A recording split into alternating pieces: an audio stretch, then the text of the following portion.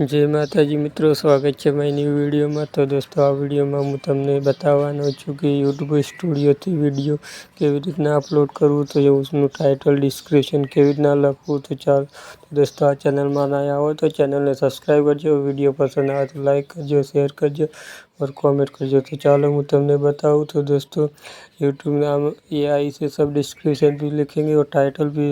तो તમારે YouTube સ્ટુડિયોથી video upload કરવા માટે યુટ્યુબ સ્ટુડિયો ઓપન કરવું પડશે। यहाँ પર તમારે પ્લસ આઇકન પર ક્લિક કરીને તમારે જો પણ વિડીયો અપલોડ કરવાનું હોય તે વિડીયો સિલેક્ટ કરવાનું રહેશે। તો ચાલો હું આ વિડીયો સિલેક્ટ કરી લઉં।